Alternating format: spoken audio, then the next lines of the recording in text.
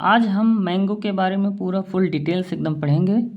इसमें जो है एक पूरा क्वेश्चन मैंने वो रखे हैं जो एग्ज़ाम ओरिएंटेड हैं, जो क्वेश्चन पूछे जाते हैं, चाहे वो आपका एग्रीकल्चर का कोई भी ही हो या अदर स्टेट का कोई भी एग्रीकल्चर एग्ज़ाम हो। तो देखते हैं इसका botanical name Mangifera indica. Mango का जो बॉटनिकल नेम होता है क्या होता है? मैंगीफेरा इंडिका होता है। फैमिली क्या होता है? एनाकॉर्डिएसी। ये क्वेश्चन पूछता है एनाकॉर्डिएसी।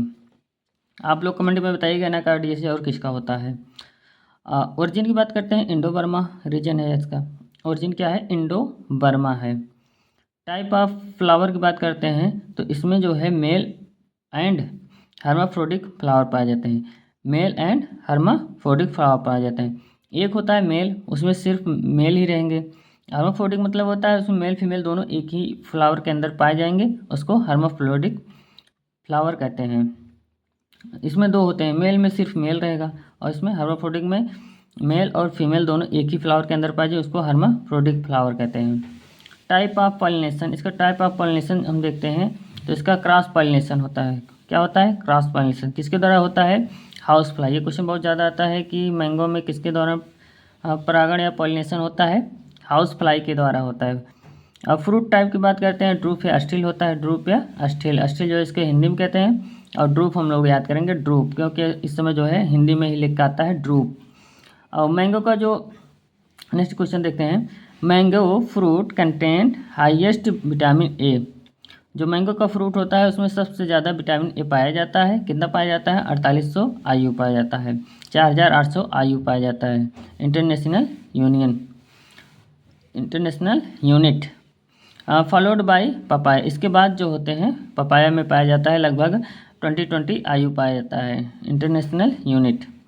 आम की गुठली में लगभग 9.5% तक प्रोटीन पाया जाता है। नेक्स्ट क्वेश्चन देखते हैं हम, रुमानी। रुमानी यूज फॉर, एक रुमानी जो है ये आम की वैरायटी है। रुमानी यूज फॉर जो है इफेक्ट इन दशहरे।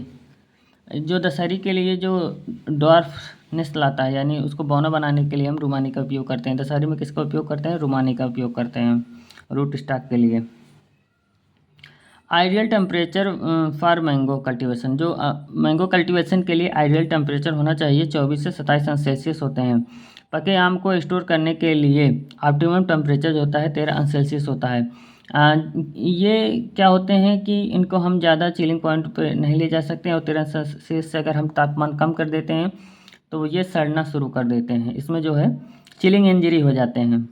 प्लांटिंग का देखते हैं, प्लांटिंग जो है स्क्वायर सिस्टम में जो है 10x10 लगते हैं, यानी 100 प्लांट आपको उसमें लग जाएंगे 1 हेक्टेयर में।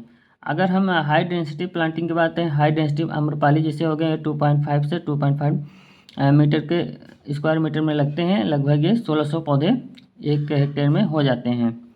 सिंधु की बात करते हैं, ये 5x5 पे लगते हैं, 5x5 पे लगते हैं। सिंधु अगर वैरायटी स्पेशल पूछ ले तो 5x5 पे लगते हैं। अगर हाई डेंसिटी पे आम्रपाली की बात करते हैं 2.5 मीटर पे लगते हैं। आप जो है इसमें देखेंगे कि एकदम जीरो लेवल से आपको क्वेश्चन मिलेंगे और एकदम हाई लेवल तक भी मिल जाएंगे। नेक्स्ट देखते हैं प्रोपागेशन मेथड। प्रोपागेशन मेथड जो होता है विनियर ग्राफ्टिंग होता है।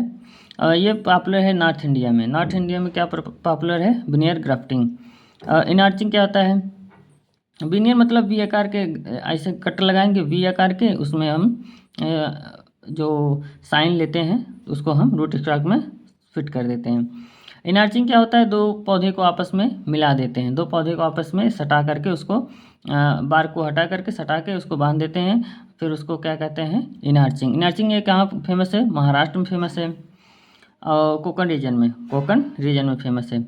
Epicotyl grafting. एपिकोटाइल क्या होते हैं? जब पौधा लगभग एकदम जिसको कहते हैं अमोला, लगभग 2-3 हफ्ते वाले जो पौधे सीडलिंग जमे होते हैं, हम लोग क्या करते हैं उसी नन्हे पौधे में ही कट लगा करके साइन को उसमें बांध देते हैं। ये महाराष्ट्र का है, फेमस है। नेक्स्ट देखते हैं पॉलीएम्ब्रियोनिक रूट स्टॉक। पॉलीएम्ब्रियोनिक रूट स्टॉक कौन कौन से हैं? गोला है, ओलूर है, चंद्रकरण है, बिलाई कोलम्बन। बिलाई कोलम्बन ये क्या है? ऑक्टोप्लॉइड है। इसका गुणसूत्र जो है 80 होते हैं, वैसे देखो गुणसूत्र 40 होते हैं। अगर हम देखते हैं वायबिलिटी, मतलब कितने दिन तक ये इसको हम रखेंगे और बोएंगे तो ग्रो हो जाएगा। वायबिलिटी ऑफ स्टोन जो होता है इसका 30 दिन का होता है। 30 दिन अगर आप ज़्यादा रख देते हैं तो वो मर जाता है, उसके जो सीड होते हैं वो नष्ट हो जाते हैं।